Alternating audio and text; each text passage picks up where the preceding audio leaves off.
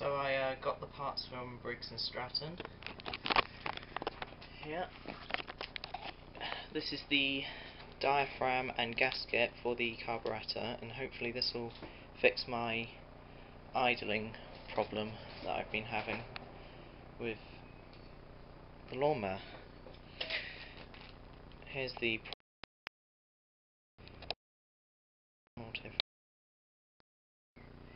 This applies to all Briggs and Strattons that have the plastic carb with the primer bulb, non-chocomatic. So, most modern ones. 3.5 horse to 4.5 horse, I think. So, first thing you need to do is make sure the brake is on, so the engine can't turn over and it's got no spark. And off the air filter, undo this bolt,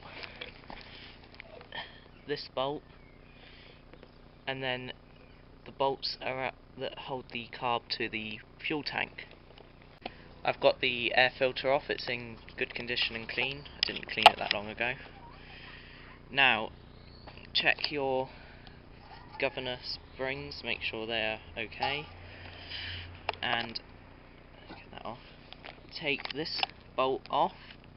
That is a 1/2 inch diameter socket, and this bolt off. That is a It's a 3/8 diameter socket. You'll probably need an extension for this socket. Oops. There we go. Now that bolt's off, the only thing holding the carburettor and fuel tank onto the engine is the intake tube. So when taking it off, just pull it towards you. You might need a few wiggles because it's got some gaskets on it. There we go. And pay attention.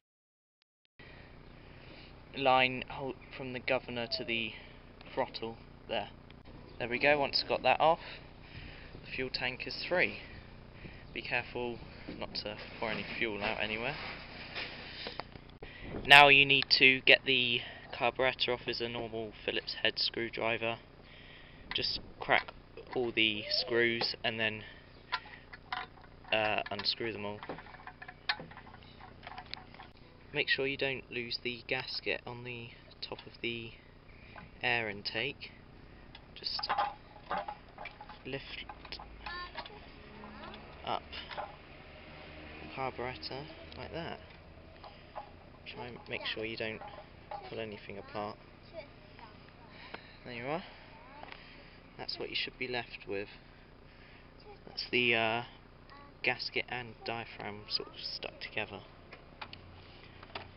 So if I take them both off. Okay, give that a bit of a clean, and you're ready to put your new bits on. Just check everything over so make sure it's not clogged with dirt. Just check over your old bits, see what might have gone wrong. It's amazing what can cause problems. See that little wrinkle there was making it puff all that black smoke. So I'm hoping that is the problem. There's the old gasket there. So I've just cleaned all that up a bit and checked everything, made sure, oops, all my screws, all the filters are clean, especially that one, make sure it's not clogged, and this one. I'm ready to put it all back together now. Okay, for this bit, the diaphragm goes on the bottom, and then your gasket, oops, careful, it's a bit windy today, and then your gasket goes on top, like that, and then you just put your carb on top very gently. You can even put the gaskets on there and then carefully put it down, but it's a bit harder. Make sure all the screws are lined up, and you're good to go. Okay, so I've got all the screws back in now, and try and follow a sort of sequence diagonally, so that one, and then that one, then that one, then that one, then that one, and keep doing that until they're all pretty tight. Not too tight, but you know, enough to hold it in.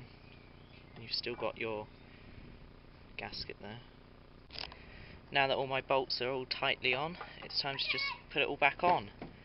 Just basically do reverse procedure of how you took it off.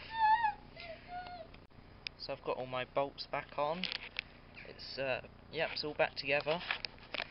And just for starting, make sure you put the air filter screw in semi-tight.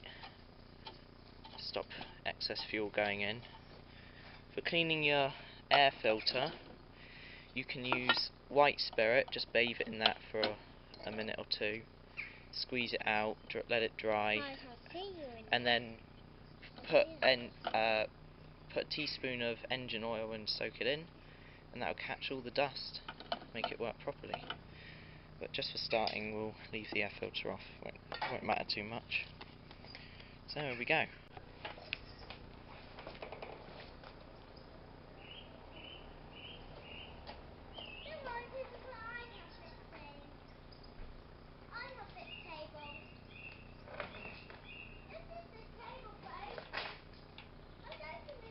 Here we go.